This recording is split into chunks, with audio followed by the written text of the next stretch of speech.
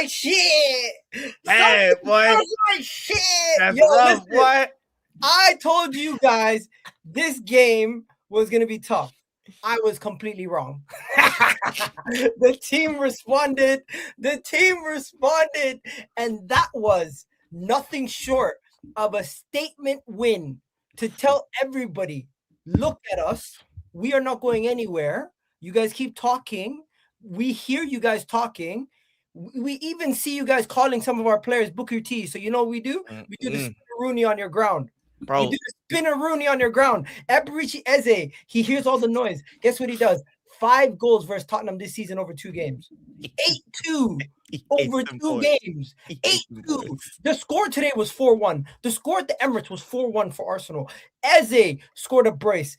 Gyokeres scored a brace. And you know what? Big up to Rio Ferdinand, because not always does he say something very knowledgeable. Going into the game, he said Gyokeres is going to score this game. Tottenham played to his strengths. Absolutely. They like 1v1 battles. Absolutely. And Eze and Gyokeres, they took those 1v1 battles and they took it and they ran with it. Also, the Premier League, you are an absolute disgrace. The Premier League is a disgrace. What you guys did today with the referees and the technology mess ups, you're ruining the spectacle. If you guys don't have your shit together pre-game, you guys don't have your shit together at halftime, what the hell are you guys doing for the remainder of the time? Are you guys taking drink breaks? Do you need to rest your muscles also? Is that what it is? I don't know. But the sideline referee technology had the game stopped for up to 8 minutes. That in itself crazy. Race. And then in the second half, we didn't kick off for an extra 5 to 10 minutes also. This game was delayed by a total of 25 plus minutes by just nonsense. Sorry, not 25, 15 plus minutes by just nonsense.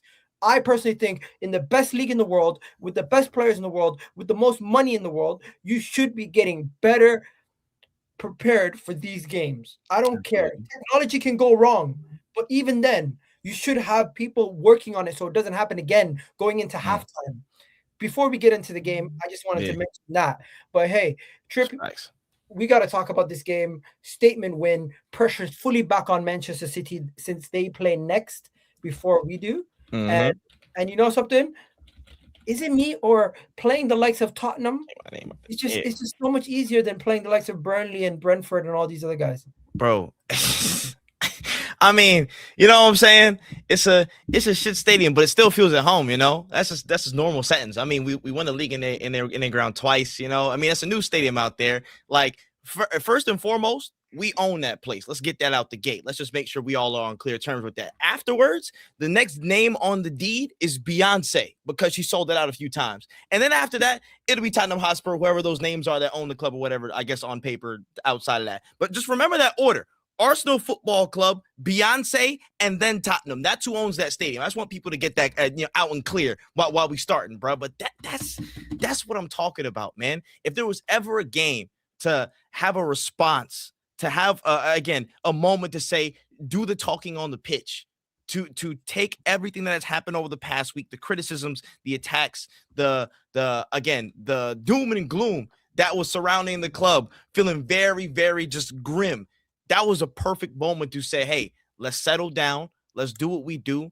Let's actually put somebody to the sword, and who better than Tottenham again when we actually have the capabilities to, and make a statement. That was a statement. Can I just say this? To all you Premier League fans, to all you football watchers who thought you could put your bank, your money on Tottenham out of all teams to make your weekend better, Chelsea fans looking for a pick-me-up after they drop points. Other fan bases looking for a pick-me-up after they drop points. People all over the world saying, you know what? Maybe Tottenham got something for me. I seen City fans saying Tottenham's got something for me. We're not you. Why didn't question out the gate? I mean, y'all went to Spurs ground. Why didn't y'all get 3 points? Why didn't y'all get 3 points? Last I checked, it was 2-2. Bro. Last I bogey team. Well, hey, listen, everybody got bogey team sometime. You know what I'm saying? They got to live with it. All I'm saying is people came in here expecting listen, you've seen what ownership looks like, bro. I hope everybody understands what ownership looks like in a fixture, in a heated rivalry, so to speak. You know what I mean? Like this is what it looks like, bro. That's what it is. I need people just to really let that sink in. That's an ass whooping, home and away, the same fashion. Hey, I knew these people were gonna come in here all salty talking about some nonsense. First comment right here. Gabriel dives disgusting. He got pushed in the back. What the fuck do you want him? Sorry for swearing. Stuff for the law. Ramadan, I should not be swearing. Yeah. You got me all messed up. He got pushed in the back as you're jumping. You tell me if you don't have full balance and someone pushes you with two hands, you're gonna be able to stand on your feet. Gabriel's a big ass dude, but also it's a push. Like two things can be true. Again, everybody gonna be selling in this league. I can be honest with that. I can put my hand up, but I'm not gonna. It's a push. Silva karate kick somebody. Facts. He's moving like the Juggernaut from the X-Men, just jumping into tackles and everything. Not getting no yellows. A goal get disallowed for a player getting pushed offside. A goal got disallowed for a player getting pushed offside. Last time I checked, a push means you're gonna get a penalty. No. Listen, apparently, again, in this world, pushes like that will only halfway get called. Again, remember we were with Newcastle like 1 or 2 seasons ago. Same push wasn't called a foul. So listen, I don't know what side people want to be on. It is what it is, man. They're going to come with every excuse in the book and every little micro argument to try and detract from a good day at Arsenal Football Club. And that's just how the usual is. It's cool. Hey, it's cool, though. We've been here before. Can we just start off by first topic of the day?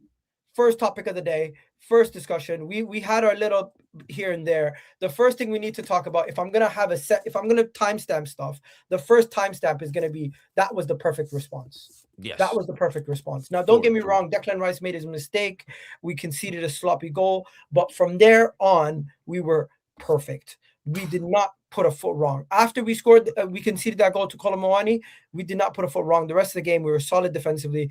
We're going to talk about David Raya. We're going to talk about everyone. But the fact that we responded in the manner that we responded, that is what we needed. Wolves, we dropped points. Brentford, we dropped points. Pep Guardiola's Manchester City had an emotional win versus Newcastle where they made it 2 points for the second time this season. Don't forget, second time. They were 2 points behind us game week 15.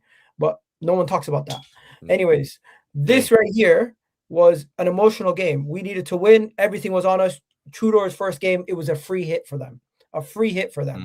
And they suffered their biggest North London derby defeat in the Premier League era. Damn. Since 92? That's tough, boy. That's tough. The pain is fresh for y'all Tottenham fans. It's rough, man, because they try and do all the hype up videos. They try and do all these things to come really boost their confidence into these games.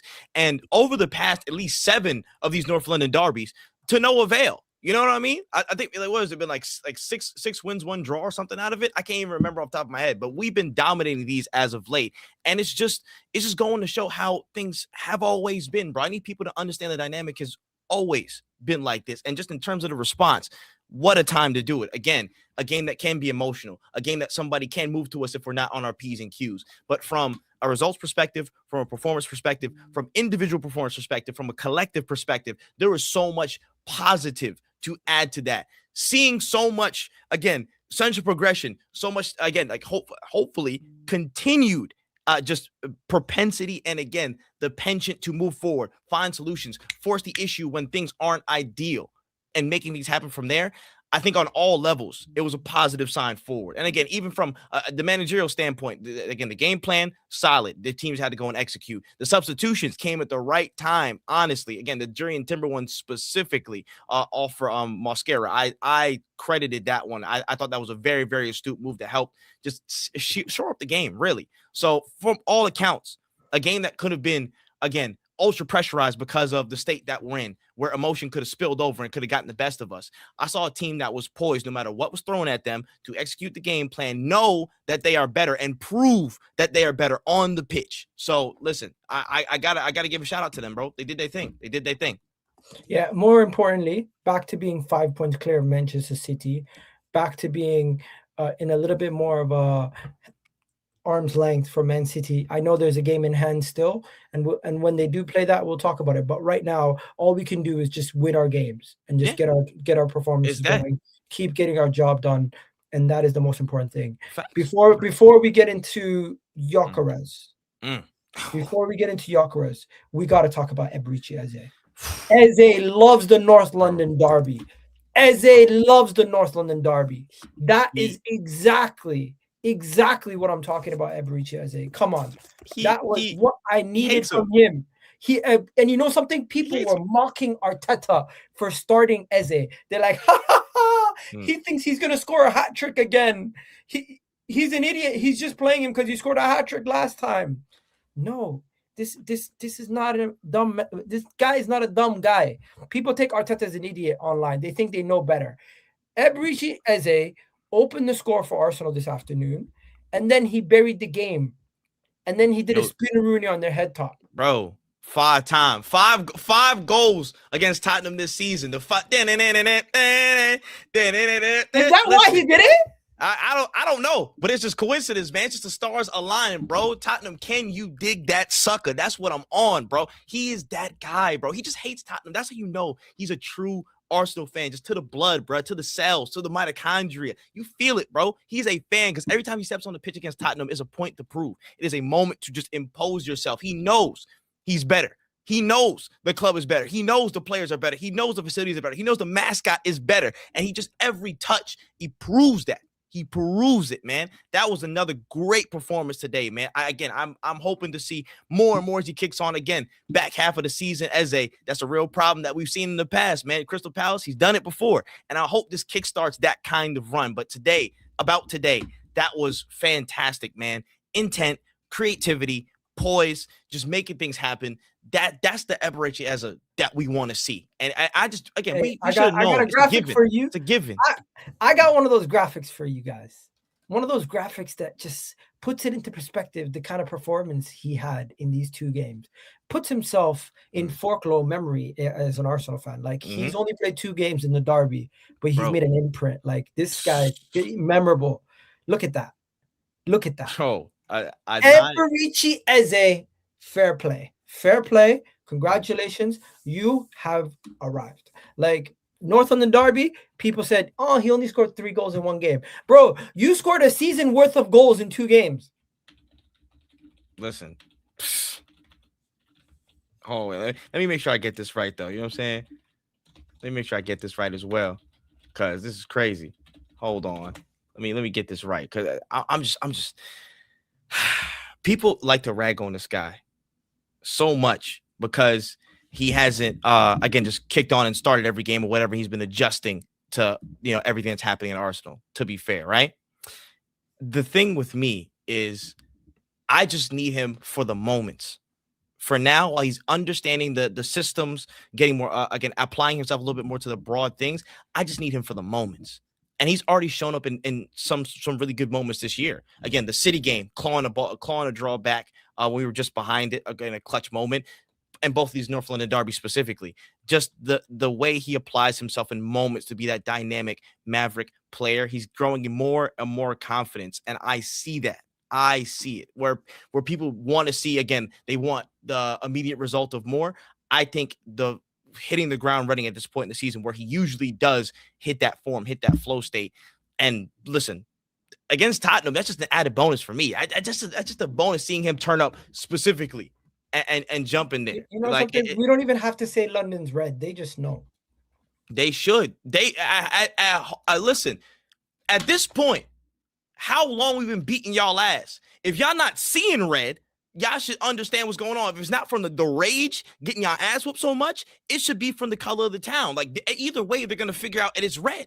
They're going to see it. So it's given. It's a given, bro. And it's okay. As much as they try to fight it, as much as they try and, again, like, just run against it, this is Thanos' sentence, bro. Dread it. Run from it. Destiny still arrives all the same. You will never be better than us. It's just that, bro. Simple facts. Before we go any further, guys, do me a favor. Hit that like button. Hit that subscribe button. 10 games to go. We're going to talk about it. We got to talk about it. But before we go any further, please do hit that like button. Please do hit that subscribe button. And let me know how you guys are feeling in the comment section. The next discussion point. So we got to talk about the man of the match, Viktor Gyokeres. He had one of his better games, and the game suited him. He was able to face goal. He did not have to wrestle people 24/7, and it was more of a man-to-man, one-on-one matchup. And subsequently, he scored 2 goals. Yeah. Great performance from him. Big Yeah. moment. And you know something? If you give Gyokeres time and space, you're finished. If you give most players in the world time and space, you're finished. Gyokeres, he's an elite shooter, especially from just outside the box in that range. That is his wheelhouse. That is exactly where he loves to get the ball and shoot. Or from the left, drifting, just where he can shoot. And he gave you a warning. He gave you a warning in the first minute. Fact. You didn't listen. What happened? You went and conceded. And Gyokeres, a player who all these guys were dunking on, saying Solanke's better than him. This guy's better than him. That guy's better than him. He has 10 Premier League goals. Yeah. Isn't he one goal off Ekitike? Isn't he one goal off? 10 Premier League goals. There's 11 games remaining. 10 Premier League goals, 11 games remaining. If I'm not mistaken, I'm not sitting here saying he's going to finish as one of the top goal scorers, but he's currently sitting fifth, tied with Ekitike. Tied with Ekitike, Dominic Solanke, Viktor Gyokeres. He has more goals than Brian Mbeumo, who all you guys were talking about. Brian Mbeumo. He has one less goal than Joao Pedro, who you guys are saying Joao Pedro generation. I'm just sitting here. I could show you. And you know what they say? He doesn't score in big games. Was the North London Derby not one of the biggest games this season? Listen, they say he doesn't score in big games. This was one of his best performances. Gary Neville, who's been a staunch critic of his, he got a 9. He got a 9 rating on freaking FootMob. I'm not seeing him get a 9 rating on FootMob. Why is that? It's good, man. It's good. And this is one thing I'll say. It's a good thing for him because I believe, and I agree with many people out there who say he thrives on confidence. He thrives on building that confidence. Today, with a game, again, that suited him, a game where there's going to be space that he can drift into and run into. And again, when he receives the ball to feet, he can make things happen with those little gaps. I enjoyed that from a confidence perspective individually and also from a team perspective. The way we were playing with more vim centrally, the way we were finding solutions to get the ball incisively, again, into those center areas, into some danger zones where they might not be as sharp. We found him, we found other players, and we found a way to get them moving, get them humming. His first goal, prime example. As soon as he gets it through, one touch, set, bang. I see he's like a literal cannon to me sometimes. All you have to do is feed him the ball, feed him the rock, give him some space, and bow, that's the result. A literal manifestation of a cannon in so many respects. And I think in some games this season, we haven't played to his strengths necessarily. You know what I mean? Obviously, I still think it's up to him to get the right efforts, to tweak the right things, to again, progress, improve, be a real impact on the team. But today was a great marker to start really, really uptrending and making his mark on the side. That's where I'm at, bro. Today was a wonderful, wonderful performance. Again, first goal, that's the venom you want to see. That's why you want to give the ball to this guy, bro. The absolute venom and just disgust he strikes a ball with. That's what we need. That's the stuff that I want to see as much as possible, as frequently as possible, getting those shots off in high pressure situations, low pressure situations. Getting to that as much as possible is beneficial, can only be beneficial for us. And on the other side of that, again, his second finish, strength on the ball, making things happen, wrestling, and then getting his shot off. That's just, again, just his game is something that can be a net positive. I'm tired of people saying that he, again, is not going to do anything for us, not whatever. Every player is capable of having an impact for us. It is about the propensity to do that and feeding all these people to, again, exude, basically just, again, emphasize their best strengths, emphasize the positives, and make those things happen. Gyokeres was firing on all accounts today, and what a time to do it, boy. I love it. I love it. You know what? I'm trying to put out a laughing meme, because how are these guys telling me that the signing of the season, Ekitike, has 10 goals, and the flop of the season, Gyokeres, has 10 goals? Make it make sense. Listen, maybe just maybe people are so hyperbolic that they don't understand that words mean things. I promise y'all, man, I get it. We paid money for a big center forward that has not hit the ground running, had to adjust to the league. At the same point, Ekitike, who's hit the ground running aesthetics, they're on the same amount of goals. So again, what does that tell us? Everybody has adjustments, ebbs and flows is different. We can give this guy a platform to actually succeed and be a good signing. Let's keep it a stacked bundle.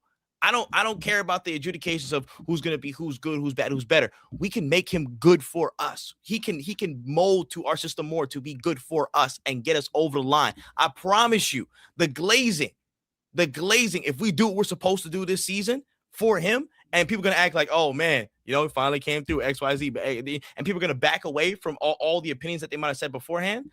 It might be crazy, but we're gonna keep a receipt of it. That's all I'm saying, man.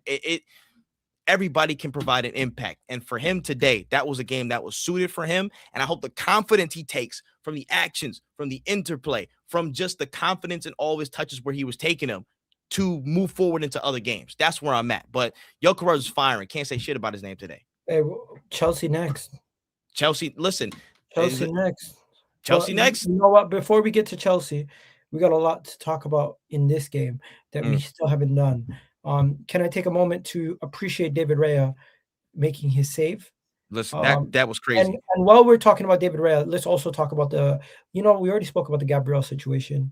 We already spoke about the Gabriel situation. What else was there? We already spoke. I want to talk about Hincapié, man. We already spoke about the delay. We already spoke about the refereeing delays. We're not going to get into that anymore. Shambolic definitely refereeing delays, by the way. I want to talk about David Raya. David Raya, once again, last minute, making saves, doing his job to the nth degree, and just making sure he doesn't make the same mistake that he made in the last game. Fair play to him, and fair play to the defense. The whole defense was solid. Yeah, except for Timber, who looks like he's injured. Timber looks like he's playing tired, man, and that's why I rated the substitution at the right time. And he just looked like he wasn't on it. He wasn't looking good. His pass selection was not great from this game, to be very honest. And I think Mosquera's inclusion was very much timely and very much effective. Got touchdown on that right hand side, was making things happen.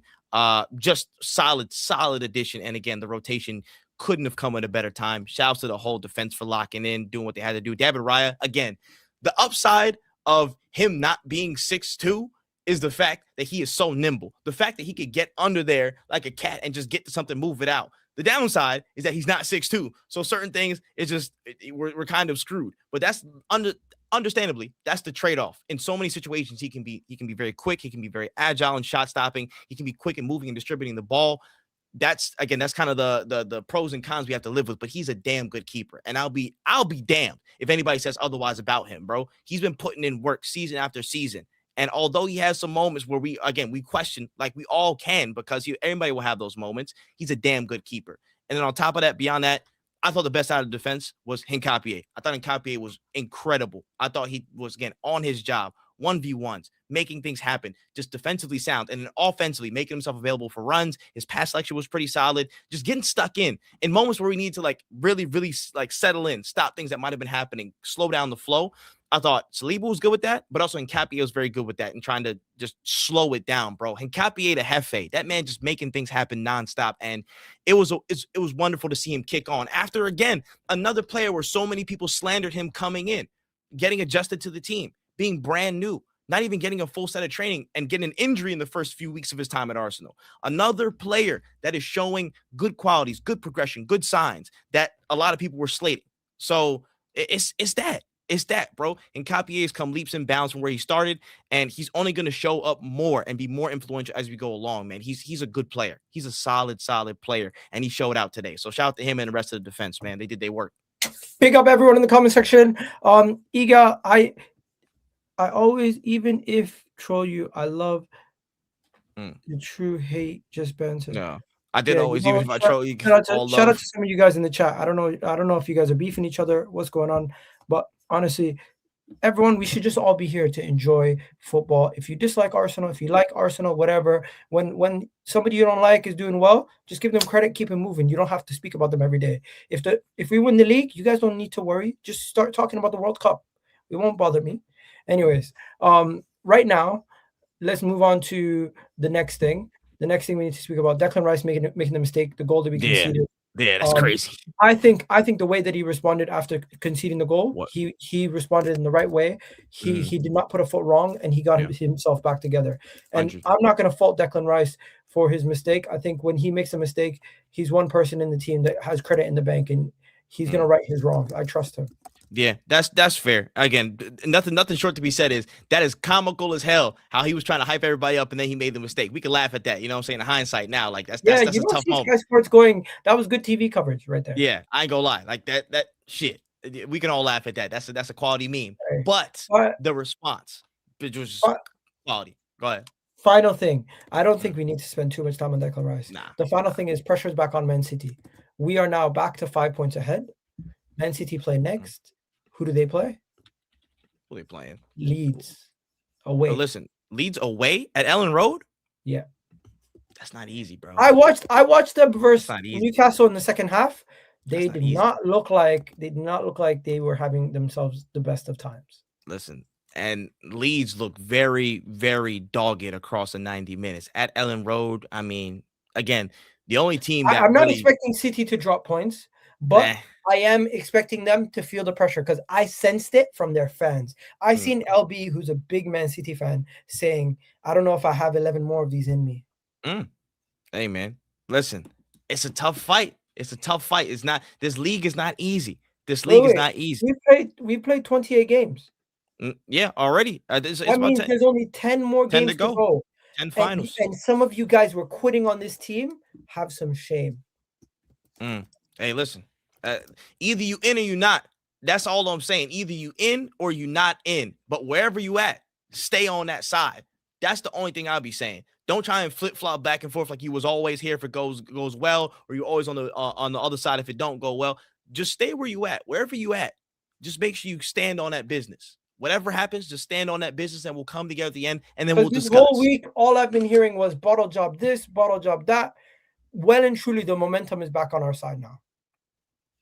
Listen, this league ain't gonna be handed to nobody, and this is not the same Man City of old. So it's gonna be a dogfight. Every point is gonna be up for grabs. I'm not in that camp of people. Again, last week people were saying the title is in City's hands. No, it's not. We still have a 2-point gap, regardless from a mathematical standpoint. And beyond that, they still have games to go. They still have places to go. They still have Champions League and stuff they have to contend for. They have second halves to try and fix up and try and get there. They're not perfect. They're not perfect. Yes, some players in that squad have the experience to get going the distance. True, fairs. But this is not the same City of old. They don't have KDB to give lifelines. They don't have all these people that can always give lifelines consistently lock in. They don't have Gundogan anymore that can give lifelines and know what it is. This is a different side, and they're gonna have to again earn as much as we are. They're gonna have to earn as much as we are, Hey, bro. we're gonna have Nothing is to given. Nothing is we're gonna given. have to we're gonna have to wrap it up soon. But before we do that, Yeah. player ratings for this For, game. yeah. I'm just gonna say my rating. You tell me if you Yeah. agree or if you disagree. Okay. Mm-hmm. So everyone in the comment section, let me know. And if there's any super chats or anything, we'll get to those just before the end of the video. Mm-hmm.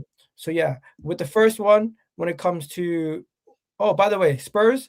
If I'm just gonna do a quick reaction on Spurs, what do you guys expect? A team that has 13 injuries that played 7 midfielders in a team, 7 midfielders.